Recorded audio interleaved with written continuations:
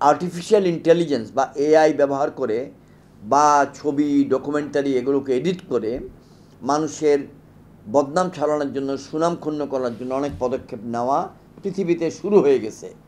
এবং এটা এমন একটা পর্যায়ে আছে যে মানুষ কোনো মতেই কোনটা অরিজিনাল আর কোনটা অরিজিনাল না এটা বের করতে পারে না। তো আমি এই আশঙ্কাটা জাতির সামনে উপস্থাপন করে রাখছি যে বাংলাদেশে আসলে গুরুত্বপূর্ণ ব্যক্তিদের কিছু সঠিক জিনিস আর কিছু বেঠিক জিনিস নিয়ে মিডিয়াতে অনেক সময় আসে।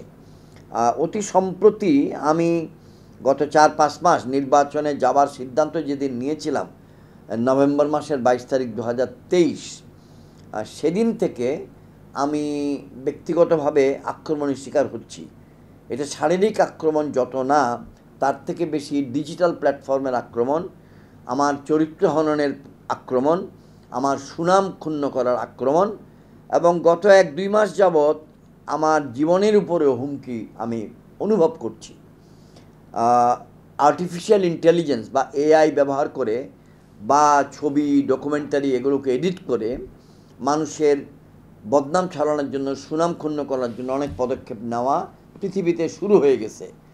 এবং এটা এমন একটা পর্যায়ে আছে যে মানুষ কোনো মতেই কোনটা অরিজিনাল আর কোনটা অরিজিনাল না এটা বের করতে পারে না। তো আমি এই আশঙ্কাটা জাতির সামনে উপস্থাপন করে রাখছি। আর আমি কেমনে চকরিয়া থাকি, আমাকে চকরিয়া থেকে বহিষ্কার করা হবে, আমি চকরিয়ার কেউই না, চকরিয়ার মালিক অন্যরা, এই ধরনের থ্রেট আমাকে হোয়াটসঅ্যাপে, আমার ফেসবুকে আমি পেয়েছি, পাচ্ছি। একজন সংসদ সদস্য তার চরিত্র হনন যদি হয়, একজন সাবেক মেজর জেনারেল তার চরিত্র হনন যদি হয়, একজন বাংলাদেশের নাগরিক তার চরিত্র হনন যদি হয়, এটা যিনি করবেন তিনি তো 2 মিনিটের চিন্তা, 2 দিনের চিন্তা, 2 সপ্তাহ চিন্তায় করে ফেলবেন, কিন্তু এটার নেতিবাচক প্রভাব দীর্ঘদিন থাকে। আর আর্টিফিশিয়াল ইন্টেলিজেন্সের যুগে সাধারণ মানুষের পক্ষে সেপারেট করা অরিজিনাল এবং নকলের মধ্যে খুব কষ্টকর হয়ে দাঁড়ায়। তা আমি চকরিয়া, পেকুয়া যেখান থেকে নির্বাচিত হয়েছি জনগণের ভোটে, তাদের প্রতি কৃতজ্ঞতা প্রকাশ করছি। তারা যেন এই বিষয়ে সজাগ থাকেন। আপনারা জানেন আমি চকরিয়া পৌরসভায় ফুলতলা মোড়ের কাছে বাসা নিয়েছি, সেখানে অফিস নিয়েছি, যাতে করে আমি জনগণের সঙ্গে কন্টিনিউয়াসলি একটা টাচে থাকতে পারি।